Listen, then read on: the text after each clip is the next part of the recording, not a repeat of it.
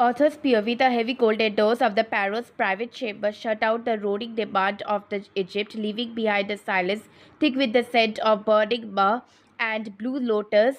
Outside, the Nile murmured under a bruising violent twilight. Inside, the world simply stopped. Taeyang leaned his forehead against the cool cedar wood of the door, his chest rising and falling in a slow, jagged rhythm.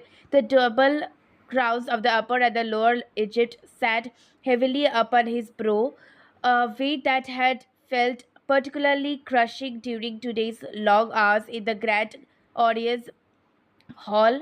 For hours he had been the absolute pharaoh, a fierce, unyielding deity in the eyes of the court, staring down ambitious generals and masking his yacht behind a mask of cold, sun-kissed stone. But here is the sanctuary of his own quarters. The rigid posture of the warrior king melted away. Tai, the soft, hesitant voice from the across the room acted like a key turning in a lock, instantly releasing a tight coil of tension in Taeyang's shoulders. Jungkook was sitting on the edge of the massive ebony bed, his knees pulled up to his chest. In the dim amber glow of the oil lamps, he looked less like a resident of the mortal world and more like an ethereal vision conjured from the starlight. His flowing white linen robes were pulled around him, tied loosely at the waist with a silver sash. As he shifted, the delicate chiming sound of his royal silver anklet echoed through the room, its tiny emerald beads singing a familiar, comforting melody. Tired didn't speak. He reached up, removing the heavy ornate crown and placing it carefully on a nearby marble pedestal. His long, silky black hair, frayed from the constraints of the royal headdress, cascaded down his back in a dark waterfall. Catching the golden lamplight, he walked forward, his bare feet making no sound against the polished alabaster floor. Through the heavy gold and lapis lazuli anklet on his left ankle gleamed with every step. Before Jungkook could even lower his legs, Taeyang was there.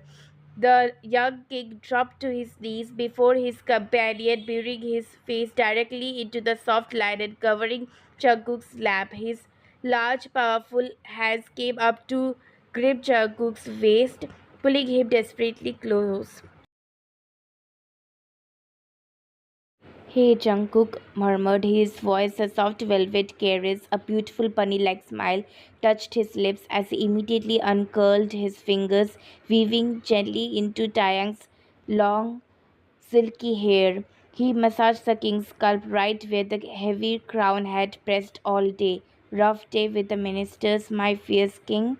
They speak so much, Cookie, yet they say absolutely nothing.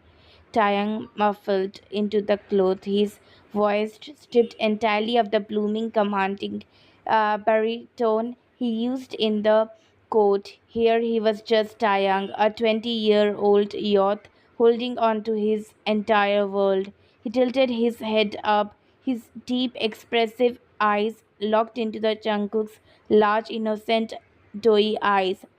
Namjoon is the only one who possesses a brain. The rest are just vultures waiting to see if the young king will stumble.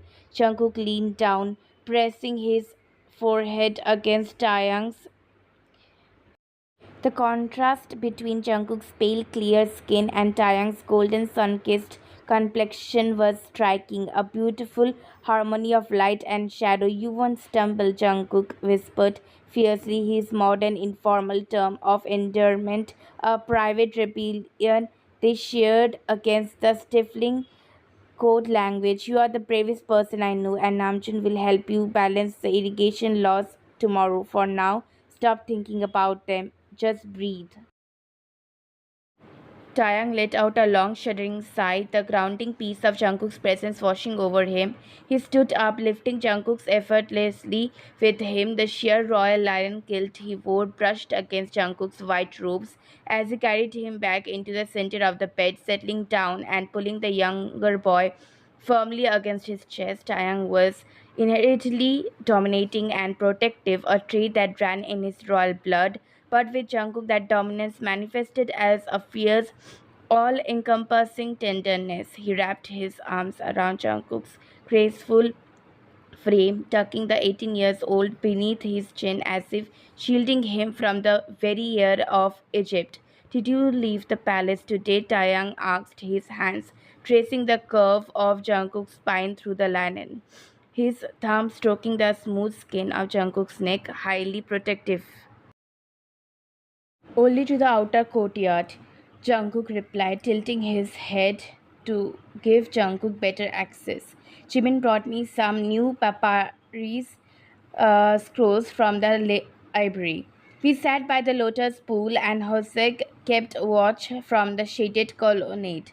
He looked so serious, Tai. I tried to make him laugh, but he just gave me the bright, dimpled smile and told me he had to look scary for the guards. Taeyang murmured, a possessive spark flickering in his dark eyes.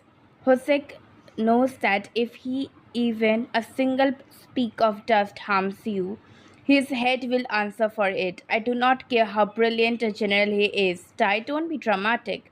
Jungkook chided softly, giggled as he popped the Pharaoh's nose with the index finger. Hosek is a sweetheart, and Jimin says the people in the lower city are praying for us. They call me the Angel Queen. Again, Tai. It makes my cheeks burn. I'm just Cookie. You're an angel, Taeyang murmured against his lips, his voice dropping an octave thick with sudden heavy emotion. My angel, the only pure thing in this palace of stone and poison. He leaned in, capturing Jungkook's lips in a deep, slow kiss that tasted of sweet wine and longing. Jungkook melted against him, his hand coming up to clutch at Taeyang's white jeweled collar, the usek clicking softly against the golden rings adorned in Taeyang's hair.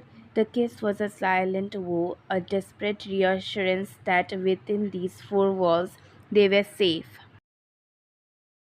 Meanwhile, far from the warmth of the royal bedchamber, the grand stone corridors of the palace grew cold and shadowed. In the eastern wing, illuminated by a solitary torch, Grand Vizier Kim Namjoon stood over a massive wooden table covered in complex architectural blueprints of the Nile's irrigation channels.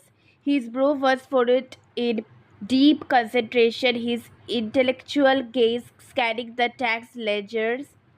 At 23, the Jude carried the administrative weight of the empire on his broad shoulders. The sound of the footsteps made him look up. Walking into the room with an effortless, sharp elegance was High Priest Kim Shikochin. White priestly robes were immaculate and sharp wit practically hummed around him. You are going to go blind reading those by torchlight, Namjoon, Chikochen said, placing a small tray with a chalice of water wine on the table. Namjoon sighed, rubbing his bridge of his nose. The green taxes from the southern gnomes are short, Shikojin. Someone is scheming from the storehouses before they reach the capital. If I do not find the discrepancy, the army will go hungry by winter. Shikojin's expression turned serious. The older brother warmth he usually held, replacing his usual charismatic smirk. It is not just the grain, my friend. The temples are restless. High Priestess Aziza has been spending far too much time in the sanctuary of Set. She whispers to the lesser priest that a pharaoh who lays his head in the lap of the foreign born youth is a pharaoh who has forgotten the gods. Namjoon's hand clenched to the feast over the papyrus. Jungkook is the heartbeat of this palace. His kindness keeps the common people from rioting over the new military drafts. If Aziza tries to touch him, Taeyang will burn the temples to the ground, Shikojin finished quietly, a dark look crossing his handsome features, and we must prevent it. I manage the household logistics. I will ensure Aziza's acolytes are barred from the inner gardens, but watch the military Namjoon. General Minjan's movement have been erratic. Deep within the armory, the clicking of arrows, swords, and the whizzing of arrows cutting through the air echoed into the night. General Jang Hosek let fly a final arrow. It struck the exact center of the straw target with a dull little thud. He let out a breath, wiping sweat from his forehead with the back of his leather forearm guard. His radiantly bright personality usually filled the training ground with warmth, but tonight his jaws were set tight. From the shadows of the armory columns, Royal Scrib Park Jimin stepped out clutching a leather cylinder containing sacred court scrolls. Jimin's charming, highly observant eyes were fixed on the general. You are training late, Hosek, Jimin noted softly, his voice carrying the quiet weight of someone who heard every secret whispered in the palace hallways. The air feels heavy, Jimin, Hosek replied, unstringing his bow. Min Chan has been moving his personal divisions closer to the city walls under the guise of an autumn drill. He thinks because the Paro is 20, he can be intimidated. Hosek's eyes flashed with a deadly accuracy. He forgets that I control the palace guard. No one gets near the king or the little one. Jimin stepped closer, his voice dropping to a harsh whisper. Be careful around Minjan Hosek. Today, during the script council, I saw him watching the outer courtyard. Good. He wasn't looking at the defense structures. He was watching Jungkook. The look in his eyes, it wasn't just treason. It was a disgusting, obsessive hunger. Hosik's breath hitched, a terrifying coldness taking over his bright features. If he looks at Jungkook like that again, I will slide an arrow through his throat before he can draw his sword. Quiet, a calm, authoritative voice interrupted from the doorway. Min Yongi, the royal physician, walked into the armory. He looked tired, his robes smelling faint of bitter herbs and vinegar. His quiet, intensely observant demeanor instantly brought a heavy silence to the room. What is it, Yongi? Jimin asked, sensing the underlying tension in the physician's posture. I found a trace of nightshade in the wine cask meant for the Paro's private table. Yongi stated flatly, as if discussing the weather. Not enough to kill, just enough to cause a fever, a delirium, a weakness. Hosek slammed his bow down on the weapon rack. Aziza or Minjan? Both likely, Yongi said. Picked up a small testing vial from his belt. They want Taeyang's incapacitated so that military can claim a regency. I have already replaced the wine with safe vintage and increased the testing of the palace food supplies, but we are running out of time. The vipers are coiled and they're getting ready to strike. Back in the golden warmth of the royal bedchamber, the political storm brewing outside felt a world away. Yet its shadow still managed to creep into Jungkook's heart.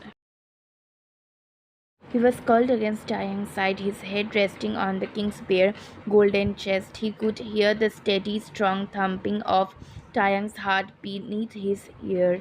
Taeyang's long fingers were gently detangling the soft, glossy dark waves of Jungkook's hair, his movements slow and mesmerizing.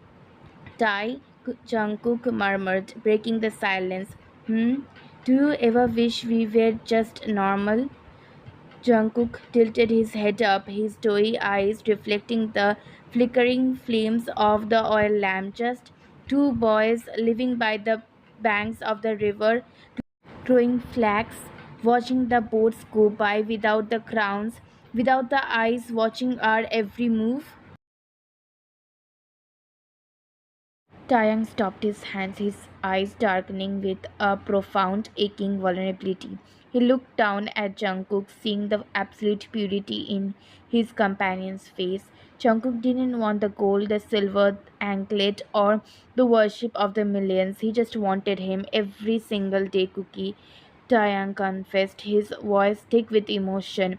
He shifted it, rolling over so he was hovering over Jungkook, his sheer guilt draping over Jungkook's white robes. He cupped Jungkook's face with both hands, his thumbs caressing the pale cheeks. I would trade all the gold in the Egypt's treasuries just to have a single day where I am not a god to my people, but just a man who can hold you in the open sun without fear. Jungkook smiled, a tear slipping from the corner of his eyes, catching the light like a diamond. You are already just mine, Taeyang. You don't need to be a god for me. I will protect you, Cookie. Taeyang vowed, his tone turning intensely serious, his mature, domineering side taking over, his eyes burning with an absolute terrifying possessiveness. The court is getting restless. I can smell their greed in the air. Minchan looking at what is mine with filthy eyes, and Aziza whispers her venom. But hear me, Jungkook, I will tear this empire apart piece by piece before I let anyone take you from me. You are my crown.